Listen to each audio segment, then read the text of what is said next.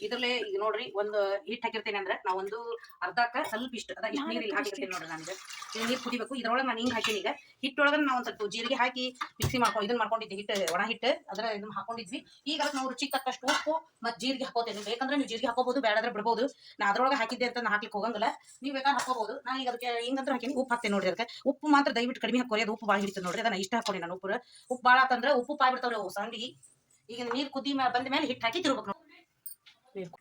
ಹಿಂಗೆ ಹಿಟ್ಟು ಹಾಕೊಂಡು ಇಷ್ಟೂ ಹಿಂಗೆ ಕೈಯಾಡ್ಸ್ಕೋಬೇಕು ನೋಡ್ರಿ ಚಂದಾಗಿ ಗಂಟು ಇರ್ಲಾರ್ದಂಗೆ ಹಿಂಗೆ ಪೂರ್ತಿನೂ ಹಿಂಗೆ ಕೈಯಾಡ್ಸ್ಕೋಬೇಕ್ರಿ ಹಿಂಗದ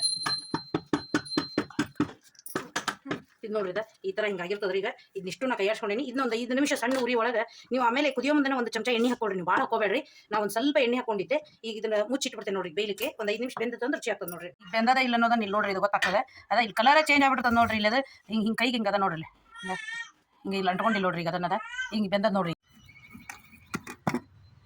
ಅಲ್ಲ ಈ ರೀತಿ ಹಿಟ್ಟು ನೋಡ್ರಿದ್ದ ಹಿಂಗೆ ಒಂಚೂರು ಬಿಸಿ ಇರ್ತದೆ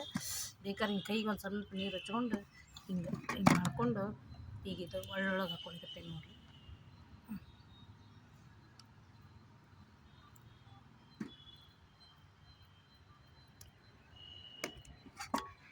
ಹಿಟ್ಟು ಮಾಡ್ಕೊಂಡು ಹಾಕಿ ಹೆಂಗೆ ಮಾಡ್ಲಿಕ್ಕೆ ಈ ಥರ ನೋಡ್ರಿ ಎಲ್ಲ ಸಂಡಿಗೆನೂ ಮುಗಿದಿತ್ತು ಎಲ್ಲ ಹಾಕೇವಿ